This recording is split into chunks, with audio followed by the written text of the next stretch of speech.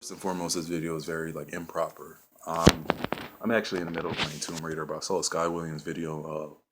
I think it was Black Lives Matter, but mine's doesn't, or something like that.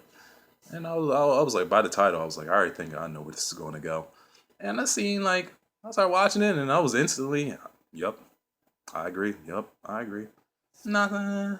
I agree. So I mainly agree with him, and I mainly do. And so I'm just, hey, I'm wanted to do this real fast. I mean, first and foremost, I talk a lot of shit. Obviously, I mean, my my channel ain't shit to begin with. I'm a nobody. I had this thing for 10 years and I've never really used it. But some of my videos I've posted up, basically me just shit talking. This isn't one of those. This is me actually being serious. It's not like me making black people suck just for just because I wanted to be an asshole. But I feel like this is a serious discussion. So this is me being a serious person.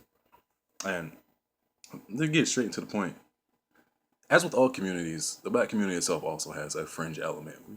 We're not a monolith, so we have people that come from different backgrounds, as everybody, and unfortunately, especially in today's age of the internet and social media, especially fucking Twitter, where nothing positive really ever happens. You have that element that just like to be rah rah rah and attack everything. Now, Scott covered most of the points, to be honest. Talking about you gotta have some of the alt right, you're a cuck, whatnot. Then you got the other part, the liberal, the pro-authoritarian liberals, whatever the fuck. I can't even get it out right now, sorry. I mean, like I said, this is not thought out at all. And then you have those of us that are in, the moderates, those of us that are like in the middle. I mean, thankfully, I have the perspective of, I was able to raise in the hood, was born in the hood when I lived in the suburbs and back in the city. I have the perspective of different worlds. A lot of people don't, and with that perspective, not or at least not having that perspective, they live in their own echo chamber of ignorance, which may or may not, which a lot of times isn't on purpose, like, but as you may know by some comments and some shit, it becomes otherwise. But I digress. We stick on it. Stick on the subject at hand.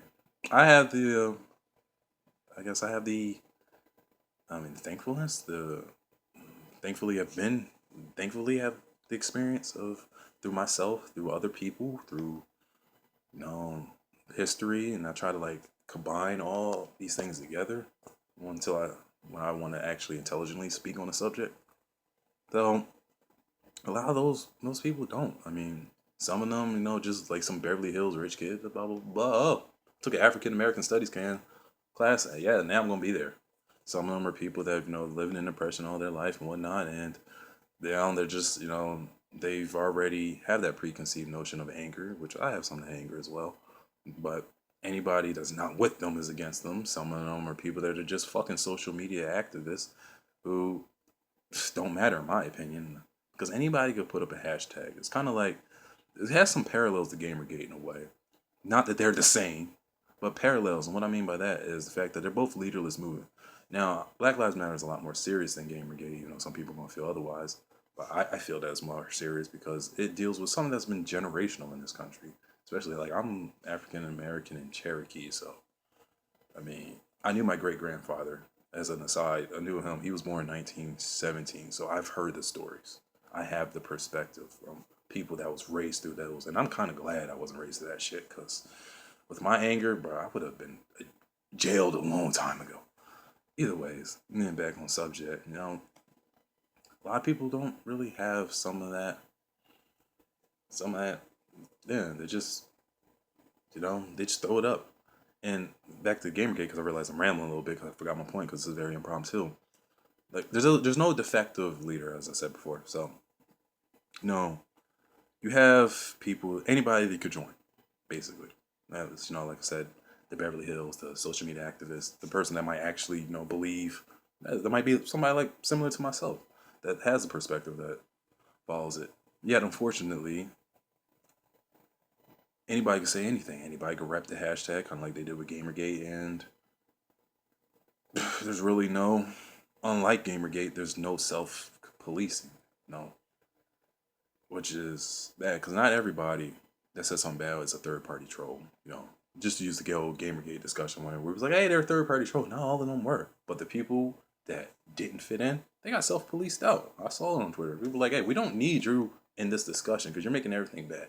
Fortunately, with this, like, it's hard to do because it's more people. It's a more important issue, and so you get the whole collective shitstorm. You know, it's the amalgamation of just everything. Some guys over here, pigs in blanket, fry them right like break bacon, whatever. But that doesn't mean they represent that people over in, say, what, fucking Compton. That doesn't mean they represent the people over here in Trenton where I live. Well, doesn't mean they represent the. It's so much in that.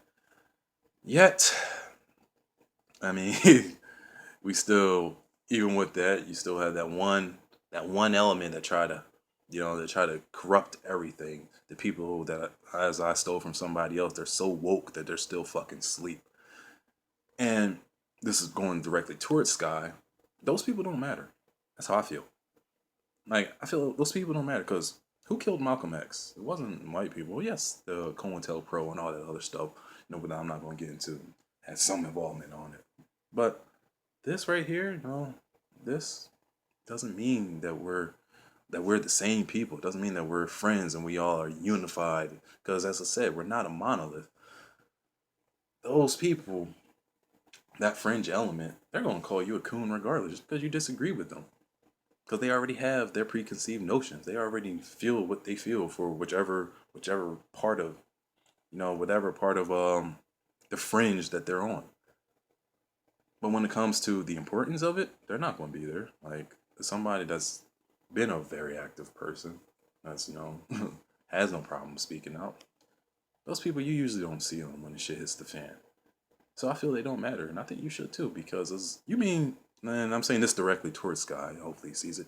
You seem like a person that means well. I mean, outside of the video games, we all like to play video games. You seem like whenever you talk about something serious, even if you might have something wrong, you don't mean to go out to hurt anybody. You don't mean to, to just throw shit and hope it sticks. Those people they're throwing shit and looking for it sticks.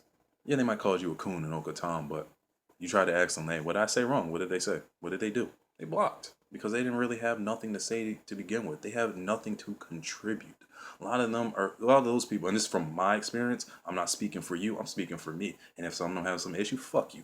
Either ways, a lot of them have nothing to fucking contribute at all.